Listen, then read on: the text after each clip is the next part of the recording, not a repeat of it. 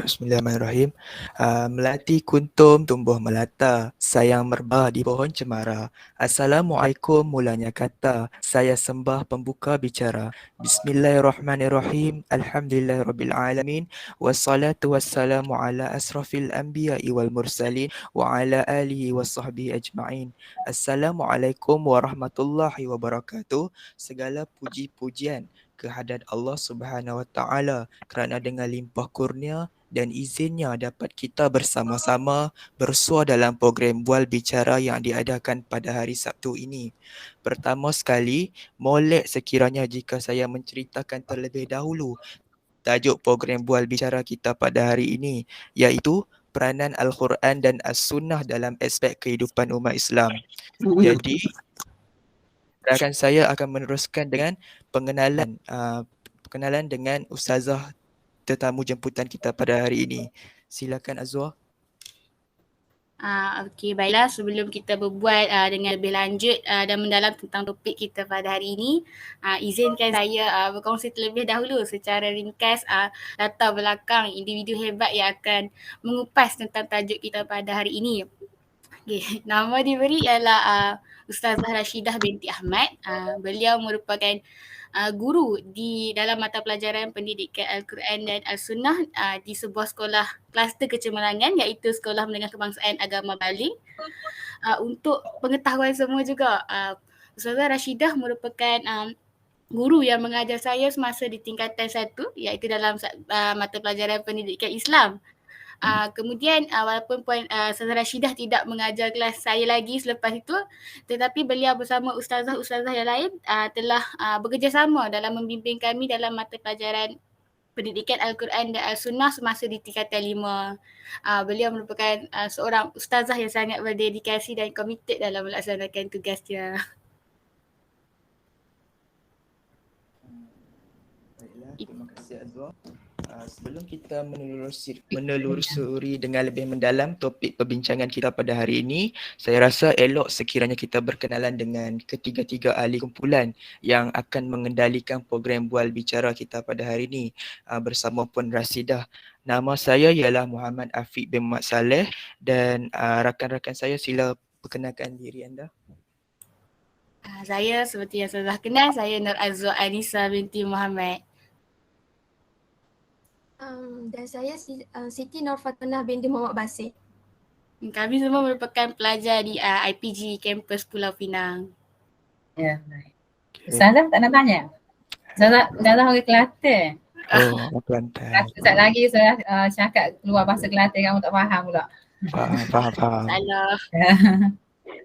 Okey, jadi izinkan saya untuk teruskan dengan topik utama kita pada hari ini.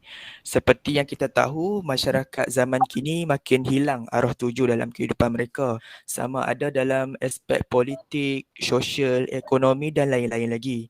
Akibat kelemahan umat Islam dalam mencari hala tuju yang sebenarnya dalam kehidupan mereka telah menyebabkan pelbagai isu yang timbul yang sering kita dengar pada hari ini. Malah isu ini timbul secara meluas dan perkara ini mampu diibaratkan seperti cendawan yang tumbuh selepas hujan dalam kalangan masyarakat kita. Jadi seperti yang diberitahu tadi, kita mahu membicarakan lebih lanjut tentang peranan Al-Quran dan As-Sunnah melalui beberapa aspek. Saya akan mulakan dengan topik bual bicara kita lebih mendalam tentang peranan Al-Quran dan As-Sunnah melalui aspek ekonomi. Kelemahan pencapaian ekonomi merupakan suatu masalah yang sering dikaitkan dengan umat Islam di dunia umumnya maupun di Malaysia khususnya. Bagaimanakah umat Islam boleh begitu terbelakang pencapaian ekonomi mereka sehinggakan Islam dan kemiskinan itu umpama menjadi sinonim dengan masyarakat Islam. Antara isu mengenai ekonomi yang sering dikaitkan ialah rasuah. Biarpun ramai sedar bahawa perbuatan makan suap atau rasuah itu haram dan dilaknat dan dibenci oleh Allah Subhanahu Wa Taala dan undang-undang dunia, namun gejala rasuah terus berkembang dalam kalangan masyarakat, sama ada daripada peringkat atasan sehingga peringkat bawahan. Menurut berita yang dipetik daripada Sinar Harian, terdapat 2,428 kes rasuah dari kalangan penjawat awam Dan penjawat awam ditahan kerana kes rasuah serta penyalahgunaan kuasa daripada 5,186 yang ditahan. Berdasarkan statistik dan contoh yang diberi, menurut Puan, mengapa kes dan isu rasuah yang mampu meruntuhkan dan mencemarkan imej umat Islam ini masih berleluasa dari peringkat bawahan sehingga ke pihak atasan dalam kalangan umat Islam? Silakan Puan. Ya, panjang soalan lah. Okay, bismillahirrahmanirrahim. Assalamualaikum warahmatullahi wabarakatuh.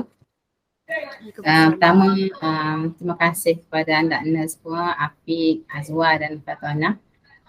Ustazahku sama-sama berkongsi lah dengan kamu lah. Kita santai-santai lah, jangan skema salah rasa macam berdebar pula. Okay, jadi ya. Bismillahirrahmanirrahim. Alhamdulillahirrabbilalamin. Wassalatu wassalamu ala asyrafil anbiya'i wal mursalin wa ala alihi wa sahbihi ajma'in. Suara Ustazah clear ke tak clear? Clear Ustazah. Clear nah? Okay, baik. Rasuah ni daripada dulu sampai sekarang lah berleluasa. Hatta zaman sahabat-sahabat Nabi pun ada berkenaan dengan rasuah, dan Islam memang mengharamkan rasuah. Sebab apa? Sebab macam yang Afiq sebut tadi, rasuah ni dia boleh menghancurkan sebuah institusi, sekecil-kecil institusi sampailah yang boleh menghancurkan sebuah negara disebabkan rasuah. Jadi sebab apa ada berlakunya benda-benda macam ni? Sebabnya tidak jujur, tidak amanah dan tidak integriti dalam melaksanakan tugas. Jadi Allah Ta'ala sebut dalam surah Al-Anfal ayat 27, Allah Ta'ala sebut, ya a'udzubillahi minasyaitanirrajim. Sudah baca ayat ni. Ya ayyuhallazina amanu la takhunullaha war rasul wa takhunu amanatikum wa antum ta'lamun. Sadaqallahul azim. Maksud dia, wahai orang-orang yang beriman, janganlah mengkhianati Allah dan Rasulnya, dan janganlah kamu mengkhianati amanah-amanah yang diamanahkan kepada kamu, sedang kamu mengetahuinya. Ni dalam Quran sebut rasuah ni. Kenapa rasuah berkaitan dengan amanah dan integriti? Allah Ta'ala dah sebutlah. Rasulullah juga sebut dalam hadis yang bermaksud, dalam hadis Nabi, la imanan liman la amanatallah. Tidak ada iman bagi orang yang tidak ada amanah, dan tak beragama orang yang tidak menunaikan janji. Ini hadis riwayat Ahmad. Jadi kita tahu dah dalam Quran ada sebut mengenai amanah dan rasuah ni, dan dalam hadis pun Rasulullah sebut. Dan Rasulullah ada sebut lagi dalam hadis Nabi, Rasulullah bersabda, la'ana Rasulullah sallallahu alaihi wasallam ar-rashi wal murtashi. Kamu bising, kamu dengar tak suara kat luar? Mereka sedang kawat. Mengganggu tak? Dengar? Tak apa. Kalau mengganggu, saya nak tutup pintu sekejap. Boleh? Tak apa. Boleh. Okay, saya tutup pintu.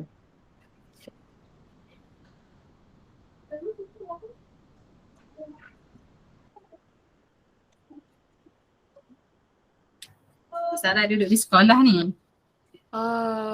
Okey, yang sambung, yang hadis Nabi tak disebut, Rasulullah melaknat pemberi rasuah dan penerima rasuah. Bila guna perkataan laknat tu, maknanya dosa besar. Orang yang beri dan orang yang menerima. Laknat ni bukan benda yang ringan lah bila Rasulullah sebut laknat.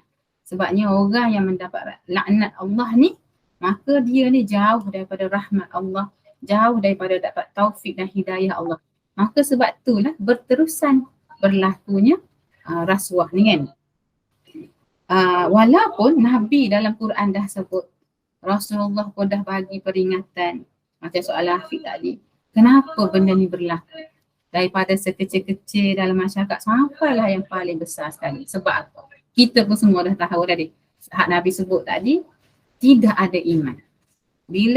Bila iman tu di bawah, maka mereka ni macam gelap mata, tak nampak lah. Dia nampaknya apa? Ada duit, ada pangkat, ada jawatan. Rasuah ni bukan macam kita RM1, RM2 kan. Main ke bawah ni, bagi ambil 100,000, 200,000. Ada yang juta-juta. Macam mana agak-agak dapat duit 1 juta kan. Okay, lulus projek ni boleh 1 juta masuk akaun kan. Jadi dikaburi oleh benda-benda macam ni. Maka betul bila benda-benda macam ni main kat depan mata ni, dia rasa macam akhirnya terjerumus. Maka sebab apa berlaku? Tidak ada iman, tidak ada takwa, tidak rasa Allah sedang memerhati setiap perbuatan kita. Dan di samping iman, takwa, semua benda tu, dia ada juga faktor-faktor lain. Faktor yang lain antaranya ialah kelemahan organisasi tu sendirilah yang membuka ruang. Bila organisasi lemah, maka ada ruang yang orang boleh masuk menyelip ke celah-celah tu untuk melakukan rasuah dan menerima rasuah. Dia macam bila lemah organisasi, iman pula tak ada, dia ibarat mengantuk di sorong bantal. Jadi kalau kita tengok bila dengan adanya iman, macam mana boleh menghalang rasuah ni, kita tengok satu kisah zaman Sayyidina Umar Al-Khattab. Umar ni dia bila dia jadi khalifah, dia akan jalan-jalan kan. Dia pergi tengok keadaan rakyat dia. Satu hari Sayyidina Umar ni sampai kat satu kawasan, dia tengok ada seorang budak kecil, duduk mengembala kambing. Maka Sayyidina Umar pun pergi tegur. Assalamualaikum. Dia kata, boleh tak? Dia kata, kalau aku nak beli kambing hak handuk gembala ni, seekor ke 2 ekor ke, boleh tak? Tak boleh tuan. Ni majikan saya punya. Tak apalah, majikan tak tahu pun. Kita urusan kita dua lah, nanti hang dapat duit. Hang bagi kat aku 2 ekor. Dia kata kita. Budak ni pun balas balik soalan Umar. Dia tengok pada Umar, dia tanya, wahai tuan, di mana Allah? Dia tanya Sayyidina Umar. Maka Umar terkejut. Soalan budak tu tanya, di mana Allah? Memang majikan saya tidak tahu saya jual ni pada tuan. Tetapi Allah melihat saya. Sayyidina Umar gaya lagi dia, boleh lah, tak apalah. Dan akhir sekali Sayyidina Umar kata, tak boleh, memang budak tu tak jual sampai sudah kambing yang dia gembala. Dan Sayyidina Umar kata, kalau gitu baiklah, kamu bawa aku jumpa dengan tuan kamu. Maka Sayyidina Umar pun pergilah jumpa dengan tuan budak tu, berurusan. Akhirnya Sayyidina Umar membebaskan hamba tadi. Dia beli pula kambing tadi, dia bagi kat budak tu, kamu dah jadi tak, aku bebaskan kamu disebabkan akhlak kamu tadi, amanahnya kamu dengan pekerjaan kamu, maka aku bebaskan kamu, kamu ambil kambing ni, pergi gembala dan jadi orang bebas. Tidak lagi jadi hamba. Tu gembala kambing. Rendahnya kan? So kita tengok pula contoh yang kedua, integriti dalam tugas. Contohnya Sayyidina Umar juga, tapi khalifah yang kelima selepas Sayyidina Abi dia Khulafaur Rasyidin masuk pentadbiran Muawiyah. Panjang masa cukup Umar Abdul Aziz ni dia memerintah. Jadi pada suatu hari dia duduk di pejabat dia, tiba-tiba anak dia pun masuk. Nak jumpa dengan ayah lah. Soalan pertama anak dia Sayyidina Umar, Khalifah Umar Abdul Aziz. Dia tanya, kamu datang sini urusan keluarga ataupun urusan orang Islam? Anak dia jawab, urusan keluarga. Maka Sayyidina Khalifah Umar padamkan lampu. Anak dia tanya, kenapa ayah gelap kita? Sebab ini adalah kerajaanku. Jika urusan keluarga, maka dia pun membuka lampu dia sendiri. Nampak ada integriti. Kita bayang, kalau dalam masyarakat kita ni, integriti dia, semua orang macam tu. Tidak ada ketirisan. Sekecil-kecil benda, sampailah harta negara, insya-Allah. Tak ada hak merempat dan tak ada yang kaya raya duduk dalam istana. Semuanya dibahagi secara rata. Kan? Dan akhir sekali, berkenaan soalan Nafi tadi tu, last sekali nak sebut. Rasulullah sebut, hadis Nabi sebut, la yadkhulul jannah lahmun nabata min suhti an-naru awlabi. Nabi kata apa? Tidak akan masuk syurga setiap daging yang tumbuh daripada sumber yang haram. An-naru awlabi. Neraka lah yang lebih layak untuk dia.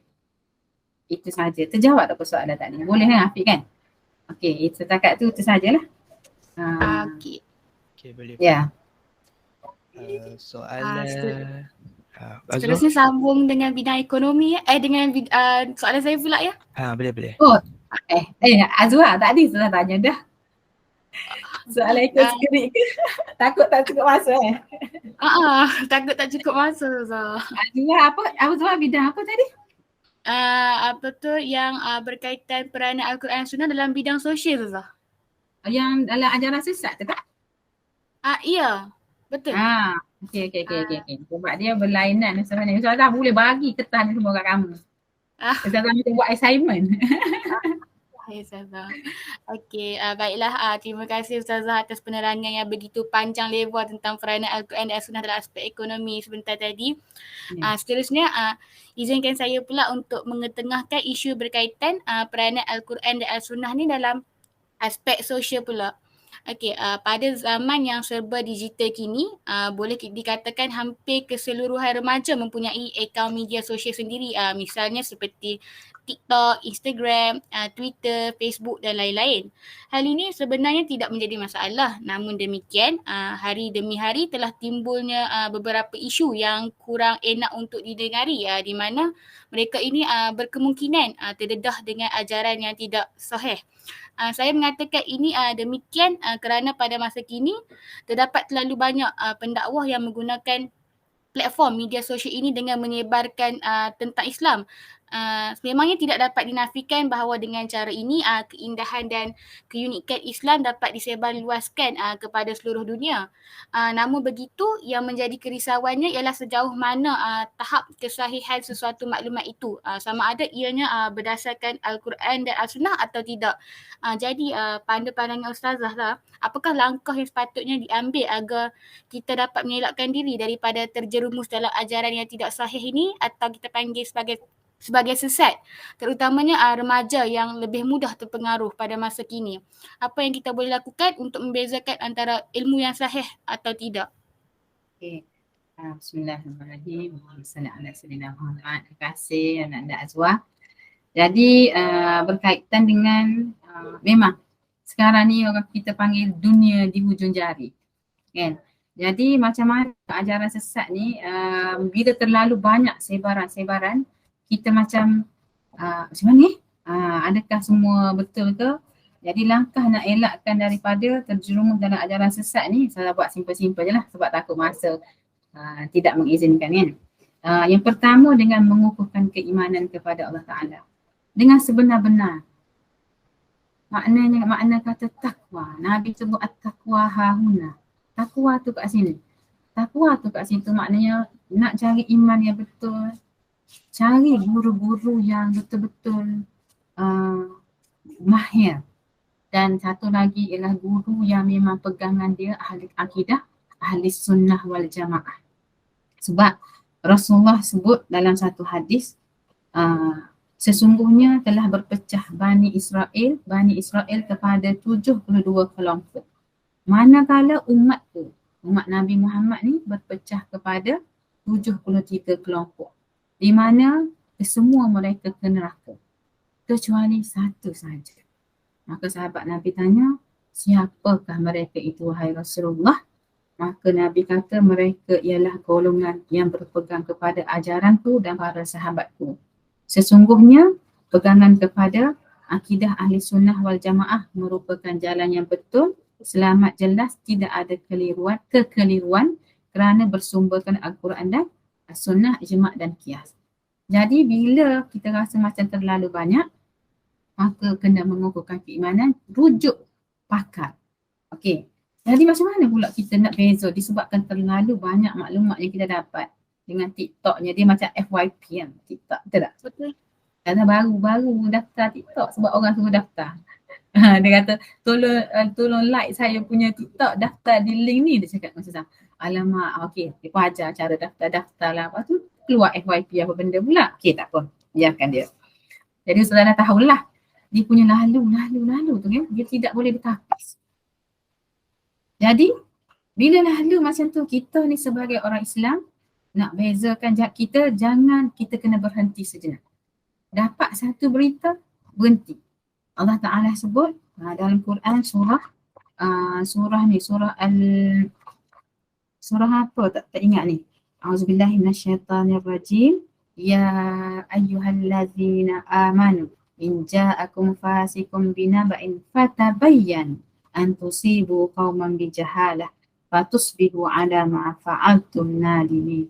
Allah Ta'ala kata apa? Wahai orang yang beriman, jika datang kepada kamu orang fasik membawa sesuatu berita, maka selidiklah untuk menentukan kebenaran supaya kamu tidak menimpakan sesuatu kaum dengan perkara yang tidak diingini dengan sebab kejahilan kamu mengenainya sehingga menjadikan kamu menyesali apa yang telah kamu lakukan.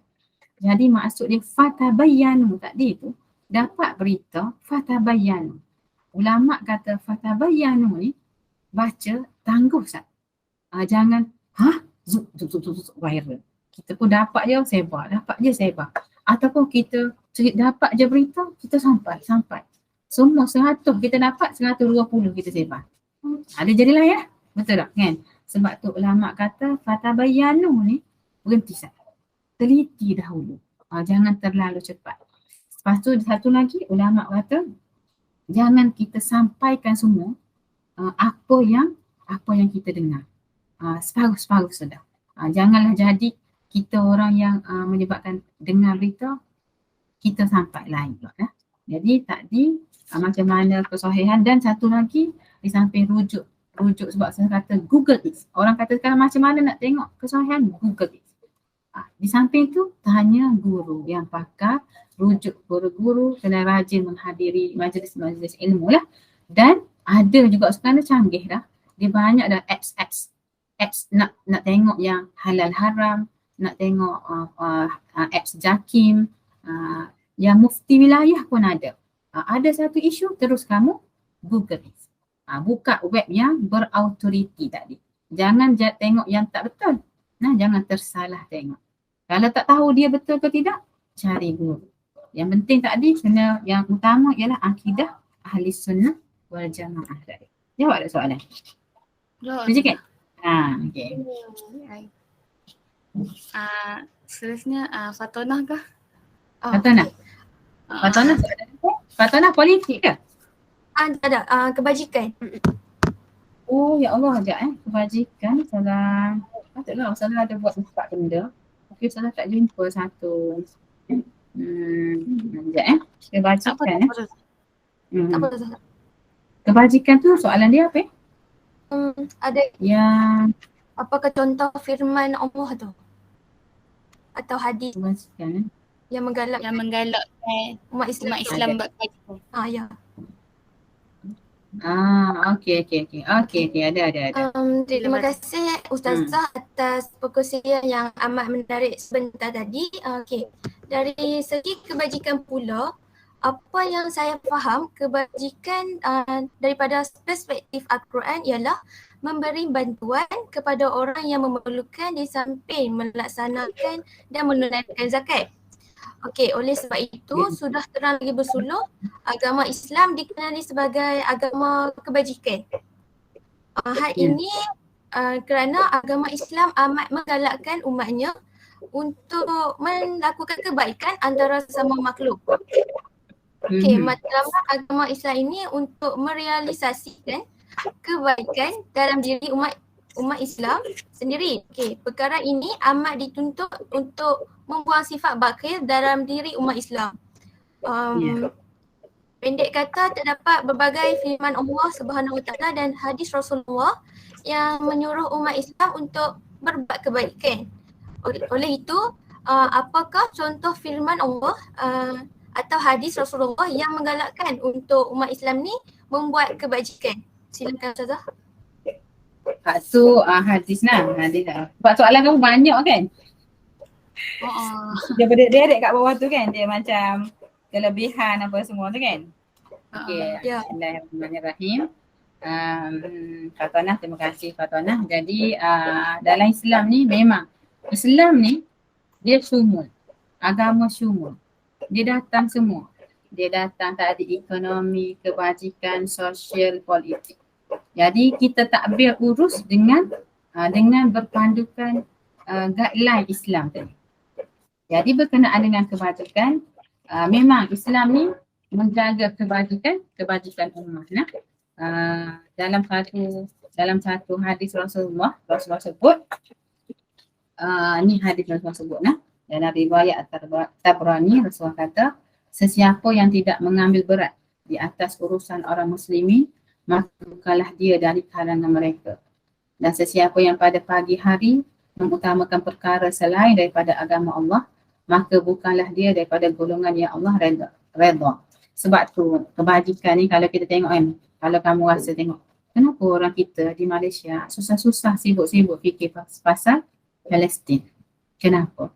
Sebab Rasulullah sebut, laisa minna man lam yahtam bi amril muslim. Bukan dari kalangan kami, Rasulullah kata. Siapa yang bangun pagi-pagi, buat mula nak jadi apa-apa? Tak. Jadi sebab sama sudah. Bila Ustaz tengok orang yang macam, pulunya dia perjuangan untuk Palestin, perjuangan untuk negara-negara Islam lain. Kenapa? Sebab Nabi sebut. Kita bangun pagi kena tengok jiran kita. Tahu tak? Hadis Nabi sebut, kita tidur dalam kekenyangan, jiran tidur dalam kelaparan, tu tak boleh. Kita kena pastikan jiran kita juga dalam keadaan kenyang macam kita. Faham tak? Maknanya kebajikan. Allah Ta'ala sebut juga dalam Quran, وَمَنْ أَحْيَاهَا فَكَأَنَّمَا أَحْيَا النَّاسَ جَمِيعًا. Sesiapa yang menjaga kehidupan manusia, maka seolah-olah dia telah menjaga kehidupan manusia semuanya. Ini surah Al-Ma'idah ayat yang ke-32.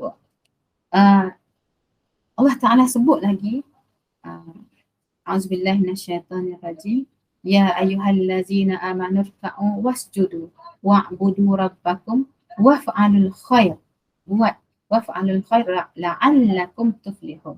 Wahai orang-orang yang beriman, rukuklah, sujudlah dan sembahlah Tuhanmu dan berbuatlah kebajikan agar kamu beruntung. Maknanya banyak dalam hadis sebut, dalam Quran sebut. Allah Ta'ala sebut lagi juga, sabiqu ila maghfiratin min rabbikum wa jannatin arduha ka'ardis samai wal ard mu'iddat lillazina amanu billahi wa rusulih zalika fadlullahi yu'tihi man yasha wallahu zul fadlil azim. Berlumba-lumba, sabiq, kata Allah sebut. Berlumba-lumba, dia sebut kita. Berlumba-lumbalah kamu mengerjakan amal baik untuk mendapat keampunan daripada Tuhan kamu. Ini surah Al-Hadid ayat 21. Jadi kita sebagai orang Islam sepatutnya ayat-ayat dan hadis tadi tu memberi kita semangat untuk banyak berbuat amal kebajikan supaya, sebab apa? Kebajikan inilah yang akan menjaga masyarakat sekitar. Betul tak? Maknanya kita tak boleh ambil sikap pentingkan diri sendiri. Asal aku selamat, asal aku siap. Ikutlah. Tak boleh. Kita tak boleh. Tak boleh macam tu. Dan Ustazah selalu pesan, jadilah baik. Sebab Allah Ta'ala sebut, wa ahsin kama ahsanallahu ilaik. Allah tu maha baik. Maka berbuatlah baik. Wa ahsin. Dia guna isim tafdil macam akbar. Allahu akbar. Allah maha besar. Ahsin. Buatlah paling baik. Sebab apa? Kama ahsanallahu ilaik. Sebagaimana Allah berbuat baik kepada kamu. Banyak Allah bagi kita kebaikan. Betul tak? Kita fikir semua nikmat Allah, Allah buat baik. Maka kita tengok orang dalam kesusahan, kita wa ahsin kama ahsanallahu ilaik. Allah dah buat baik banyak pada aku, maka apa salahnya aku menolong orang-orang yang susah di sekeliling. Terjawab soalan? Sekian. Saya dah Boleh? Ya. jawapan yang diberikan. Habis? Nak balik ke mana? Habis dah? 30 minit cukup dah? Balik kepada Okey, okey Jawab Ustazah. Ustazah, okey ya. Jawab, Okey. okey. Ustazah harap, tak ada, okey? Okey, akhir kata aku Afiq. Penerangan Ustazah tadi, terima kasih, sangat jelas. Maksud dia, setiap kehidupan umat Islam ni bersistematik. Cuma iman dan taqwa tu yang membezakan macam mana umat Islam tu jalani kehidupan dia. Betul. Betul. Betul. Jadi saya rasa masa pun dah mencemburui. Sebelum mengakhiri program Bual Bicara kita pada hari ini, kami amat bersedih hatilah dan terima kasih sangat kepada Puan sanggup buat skrip panjang-panjang banyak-banyak, tapi terpaksa Betul. potong Terima kasih sebab Zura. masa kan. Terima kasih. Ya. Terima kasih Puan kerana sudi luang masa dan kesudian Puan berkongsi ilmu yang bermanfaat sebentar tadi. Semoga mampulah jadi asbab kebaikan kepada kita semua. Kami mohon maaf kalau kami kacau masa Puan dan ada Tangguh silap hujung minggu. kata. Tak apa. Program berbicara ni. Ya. Kita akhiri program kita pada hari ini dengan tasbih kafarah dan surah Al-As. Bismillah.